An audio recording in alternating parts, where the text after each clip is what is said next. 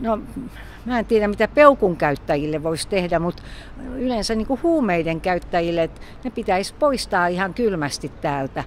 Voimakkaita harhoja ja aggressiivisuutta aiheuttavan muuntohuumeen alfa-PVP:n eli peukun käyttö on lisääntynyt pääkaupunkiseudun alueella. Mitä mieltä paikalliset ovat asiasta?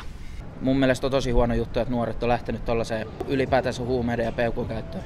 Mikä tahansa huumeiden käyttö on aina ihan kamala asia, että niin käyttäjille kuin ympäristöllekin. Että me ollaan tässä pyöritetty päiväkotia nyt 10 vuotta ja tällä hetkellä seuraukset peukusta on aika huikeat joka päivä. Poliisin kanssa tehdään paljon yhteistyötä ja etenkin peukun käyttö aiheuttaa niin voimakasta harhaisuutta, että siitä ei koskaan tiedä, miten he reagoivat. Ne huutaa, ne rähjää ja ne on arvaamattomia. Ei ole kiva, että ihan tuossa koulun vieressä on ihmisiä, jotka käyttää.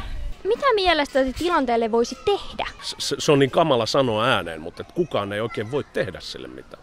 Musta olisi hyvä idea käyttöhuoneet, että silleen turvallisesti ja pois ehkä julkisilta paikoilta.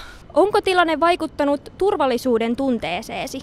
No on, että mä en uskalla tulla kävellen kotiin. Jos ei enää julkiset kulje, niin mä en mene. Ja taksiin mä en uskalla tilata. Sörkässä ei ole kauhean kiva liikkuu, jos siellä on käyttäjiä. Kyllä se sillä tavalla, että pitää olla koko ajan hereillä.